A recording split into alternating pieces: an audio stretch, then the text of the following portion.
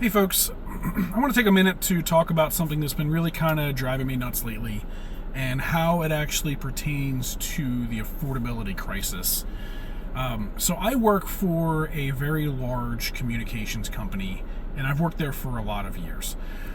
Now, over my tenure there, the company has been slowly moving itself into being more of a tech company to the point where now it refers to itself as more of a tech company than a telecom company. But over the past few years, we've seen the same thing that I've seen in many other companies that are in tech and in telecom, which is loss of headcount through things like retirements and layoffs. Also, many jobs that are now fulfilled overseas. Now, we've been doing that a lot because in the name of profits, but also because the company has been saying that we've been losing subscriber counts. And I totally get it. I know a lot of people have found ways to spend less. I know things have gotten a lot more expensive. Utilities are more expensive. Healthcare is more expensive. Gas is more expensive. Cars and houses are more expensive. So, of course, we naturally try to find ways where we can spend a little bit less. So, of course, we have probably lost some subscribers because services are expensive. So, one of the main objectives this year has been to integrate AI more into our day-to-day work lives. Now, we're currently using a subscription-based AI service, which makes it relatively inexpensive for the company.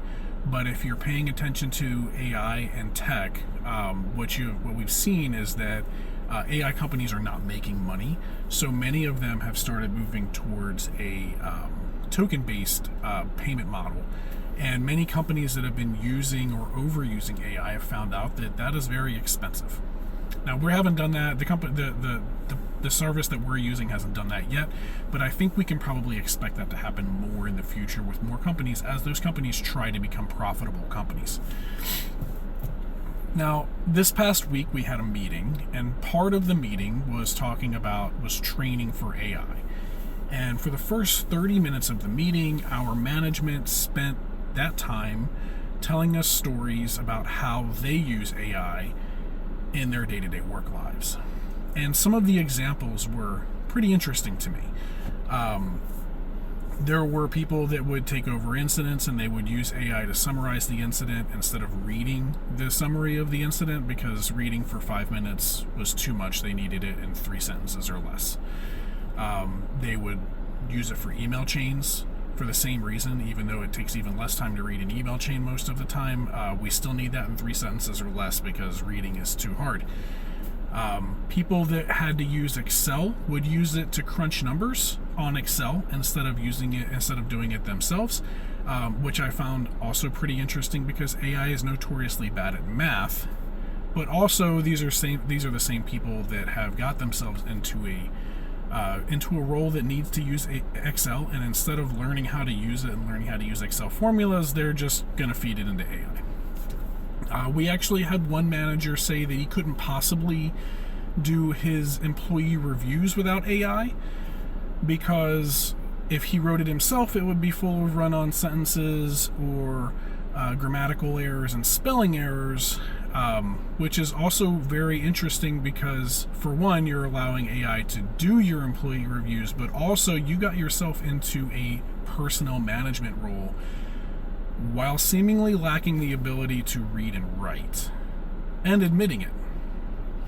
I've had many of them tell me that they think that AI has made them more efficient so they can take on more roles and multitask more often, but they've also completely failed at clear and concise communication because they're doing too many things and they're doing too many roles that they don't fully understand. They just let AI do half of the role for them. Obviously, there is a social impact to this. The loss of the ability to think for yourself, speak for yourself, write for yourself. The loss of the ability to do math, or even just to take a couple minutes to learn how to use a formula. You need AI to do it for you. Now, I'd be lying if I told you I've never used AI. I'm also currently in school, and I have used it to create study guides for myself when I felt that the study guides I was given from my professor were inadequate. I think that's a pretty good use for AI, and I think that we're probably a little bit past the point of getting rid of AI. I think it's kind of here to stay, but we should also be thinking about responsible use and guardrails. Now, there is also a monetary cost to this. Now, here's the thing. As the AI companies decide to work on becoming more profitable, they're going to find ways to charge a more fair rate for their services. So if you're using it for frivolous things like making it like keeping yourself from having to spend 5 minutes of reading, that could eventually become very expensive. And the company I work for isn't going to just eat those costs. They're going to pass it on to you, the consumer, in the form of higher costs for your services. That's where it hits your affordability, and that's where we end up losing customers, because every time we raise rates, someone is priced out of having those services. But there's also the back end cost to this. As I mentioned before, our utility costs have gone up a lot over the past many years. They've actually gone up at twice the rate as wages have gone up in this country in the same amount of time. So every time you send a request into AI, it takes electricity and it takes water. And we all know that our electric bills and our water bills have gone up substantially. It also takes bandwidth, and we keep trying to build more AI data centers so that we have more availability to use these things, which in turn costs more in electricity and water. And there's been a lot of fights in many states, including my state, to try to make sure that the AI companies pay their fair rate. But the reality is that our electric and water bills have gone up a lot. So when we're using these things at work, it's not just raising the cost to our direct consumer, it's also raising the cost to everybody in the form of higher utility rates. It's something to think about when we're using AI at work, especially in frivolous manners, like running our emails through them because we're unable to actually write an email in a professional manner. Now, those are skills that we've all had. These people didn't get into management without those skills. They're just happy to give up those skills to AI, and over time you lose the ability to use those skills. You could gain that back. I personally try to avoid it as much as possible, except for things that I find to be useful, like creating a study guide. But I'm not going to use it for my outgoing emails. I don't use it to make videos. I don't use it to write my scripts. There's no script here. I'm doing this like a normal person, like I would talk to you to your face. I don't use it to summarize an email because I can take a minute to read the email.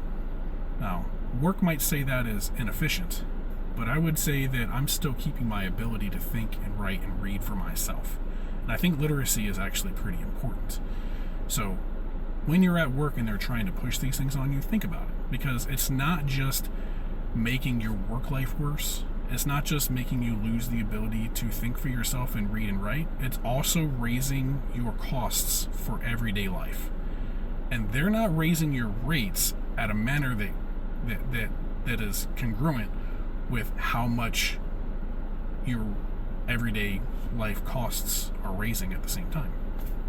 So, affordability, it goes everywhere. Think about it.